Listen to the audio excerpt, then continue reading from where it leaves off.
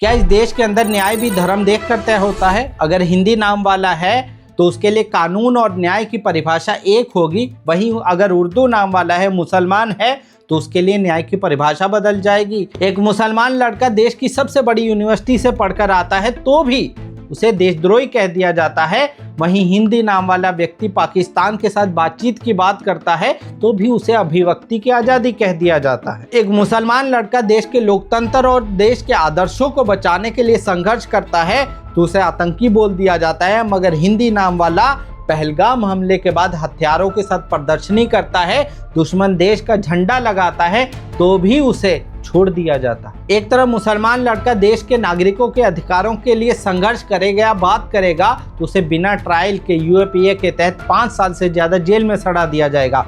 वहीं हिंदू नाम वाले लड़के को बाकायदा देश के साथ गद्दारी करने के लिए, पाकिस्तान के लिए जासूसी करने के बावजूद से जमानत पे छोड़ दिया जाता है। ये 2 केस स्टडी मैं आपके सामने पेश करूंगा, बाकायदा सबूतों के साथ बताऊंगा कैसे मुसलमान लड़के के साथ क्या न्याय के नाम पे भद्दा मजाक किया जाता है और एक हिंदू नाम वाले लड़के के साथ देश के साथ गद्दारी करने के बावजूद भी उसे छोड़ दिया जाता है। इस वीडियो को पूरा देखिएगा ताकि आपको पता चल सके आखिर मैं क्यों कह रहा हूं कि इस देश के अंदर न्याय की परिभाषा भी अब आरोपी के धर्म को देख करते हैं।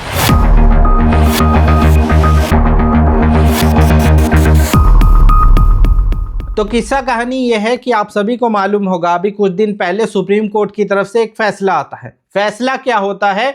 न्याय के नाम पर मजाक होता है। उमर खालिद और शजील इमाम की जमानत याचिका को रद्द कर दिया जाता है और यहां तक कह दिया जाता है कि प्राइमा फेसी तौर पे ये लगता है कि आप इस साजिश में शामिल हो। आपको याद रहना चाहिए, उमर खालिद, शजील इमाम और उनके साथ कई और लोग भी थे जिनको बाकायदा दिल्ली दंगों के लिए मास्टरमाइंड और आरोपी साबित करके पिछले 5 सालों से बिना ट्रायल के जेल के अंदर रखा गया है।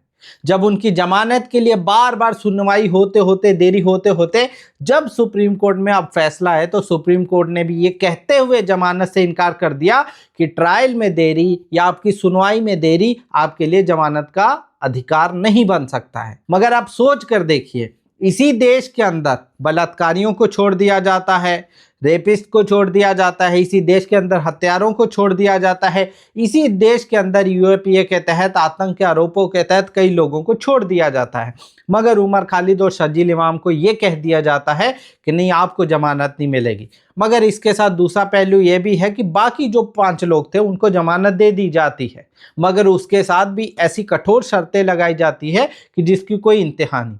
आप अंदाजा लगाइए। आपको उमर खालिद के केस की थोड़ी सी डिटेल दे देता हूं ताकि आपको पता चल जाए कि आखिर ये केस इतना कॉम्प्लिकेटेड क्यों है। उमर खालिद वही है जिसको दिल्ली दंगों के लिए मास्टरमाइंड बनाया गया। उमर खालिद कौन है? जेएनयू से पढ़ा हुआ एक छात्र जिसे आप बुद्धिजीवी कह सकते हैं, देश का उभरता हुआ सितारा कह सकते हैं, जिसे आप ये कह सकते हैं कि वो बाकायदा स्कॉलर आदमी था, जिसने अपने लिए आज तक पासपोर्ट नहीं बनवाया था सिर्फ इसलिए कि वो देश के नागरिकों के लिए संघर्ष करना चाहता था। उमर खालिद वही है जिसने काले कानून के लिए देश के नागरिकों के अधिकारों के लिए संघर्ष किया था, मगर इस देश की सरकार ने, मौजूदा सत्ताधारी सरकार ने एक बाकायदा आरोप लगाया, यूएपीए लगाया और दिल्ली दंगों का मास्टरमाइंड बताकर उसे 2020 में गिरफ्तार कर लिया गया।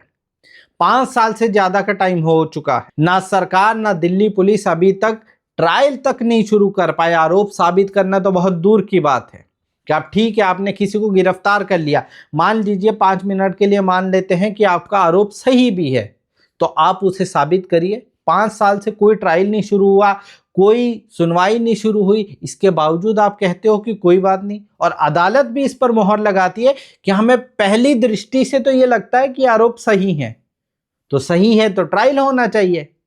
क्या 6 साल तक किसी व्यक्ति को जेल के अंदर रखना, वो भी बिना ट्रायल के, जमानत के, सिर्फ इसलिए कि वो मुसलमान है? ये सवाल मैं इसलिए उठा रहा हूं क्योंकि बहुत सारे ऐसे फैसले हैं जो मैं आगे आपको बताने वाला हूं जिनसे आपको लगेगा कि नहीं, जब मुसलमान नाम है, उमर खालिद है, शजील इमाम है, इस टाइप का जब भी नाम आएगा तो न्याय और फैसला एक टाइप से होगा। जब वहीं पर दूसरी तरफ अभिषेक भारद्वाज टाइप का नाम आएगा तो शायद फैसला दूसरी तरह का होगा। अब इस किस्से के दूसरे पहलू में चलते हैं। दूसरा पहलू यह है कि पहलगाम का हमला होता है, इस देश के ऊपर आतंकी हमला होता है, देश में कद्दावर और मजबूत गृह मंत्री के रहते हुए आतंकी हमला हो जाता है, इस देश के 26 बेगुनाह लोगों को मार दिया जाता है, धर्म पूछ कर मार दिया जाता है। आतंकी इस देश की सीमाओं को पार करते हैं, बाकायदा यहाँ पर हमला करते हैं, उनको मार देते हैं। उसके बाद ताबड़तोड़ कार्रवाई होती है, यहाँ पर कई लोगों को गिरफ्तार किया जाता है पाकिस्तान की जासूसी के लिए, जिसमें ज्यादा नाम हिंदी नाम वाले होते हैं। मैं हिंदी नाम वाले इसलिए बोल रहा हूं क्योंकि इस पूरे टॉपिक को समझने के लिए आपको मुसलमान और हिंदू इन दो शब्दों को समझना होगा। वैसे तो इस देश में वसुदेव कुटुंब की बातें की जाती है, इस देश के अंदर एक भाईचारा है, मगर मौजूदा सत्ताधारी पार्टी ने उस चीज़ों को ख़त्म कर दिया है। तो इसलिए इन दोनों नामों को हाईलाइट मैं इसी वजह से कर रहा हूं कि शायद आज के टाइम में हर संस्था इसका शिकार हो चुकी है। अब किस्सा कहानी पर वापस आइए कि उसके बाद गिरफ्तारियां होती हैं, 2500 लोग गिरफ्तार होते हैं जो पाकिस्तान के लिए जासूसी कर रहे होते हैं या पाकिस्तान समर्थन की बातें करते हैं या किसी न किसी स्पाई के साथ वो जुड़े होते हैं। ऐसा ही एक लड़का होता है अभिषेक भारद्वाज सिंह, हिमाचल में उसे पकड़ा जाता है, उसके सोशल मीडिया को खंगाला जाता है तो बाकायदा AK-47 की तस्वीरें लगाकर वो सोशल मीडिया पर रखता है। पाकिस्तानी झंडे की तस्वीरें उसके सोशल मीडिया से मिलती है। वो बाकायदा जिस थार गाड़ी के आगे खड़ा रहता है वहां पर हथियारों की प्रदर्शनी लगाता है, पाकिस्तानी झंडा रखता है और अपना नाम लिखता है नीचे।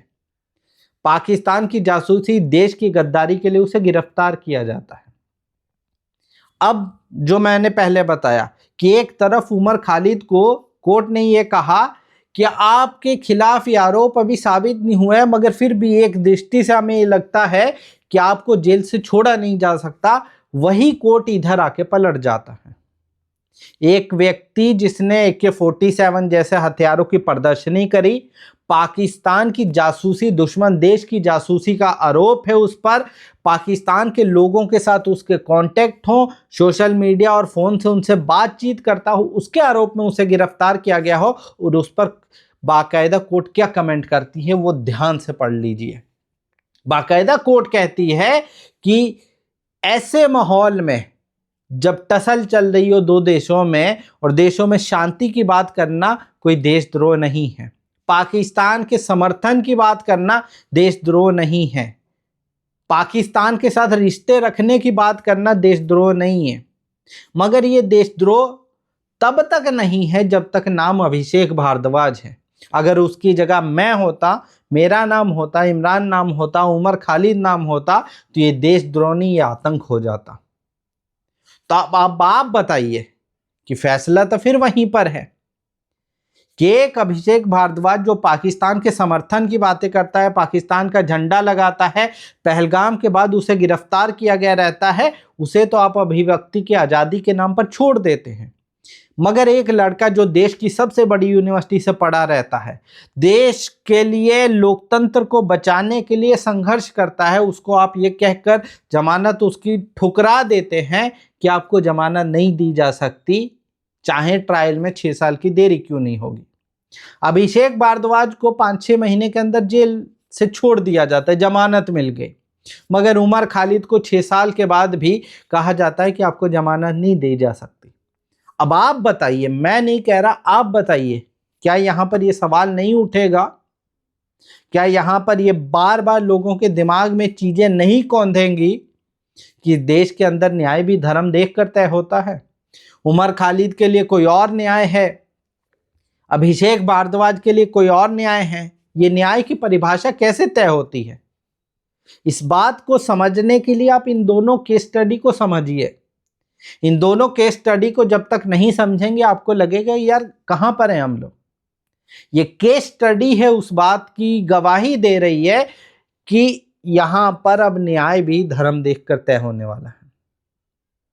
इसी कोर्ट ने कहा था कि इस देश में बुलडोजर नहीं चलेगा, यह नागरिक अधिकारों के खिलाफ है, मगर आपको याद रहना चाहिए उत्तर प्रदेश से लेकर मध्य प्रदेश तक हर जगह जहां पर भाजपा की शासित राज्य हैं वहां पर मुसलमान आरोपी का नाम भराने से उसके घर, उसके खानदान, रिश्तेदारों के घर पर बुलडोजर चल जाता है, सामूहिक दंड दिया जाता है उसके परिवार को भी। मगर जब कोई हिंदू नाम वाला जाता है, कफ सिरप वाला आ जाता है, बाकायदा 16-17 लोगों की दूषित पानी पीने से इंदौर में मौत हो जाती है तो बुलडोजर अपना काम छोड़ देता है।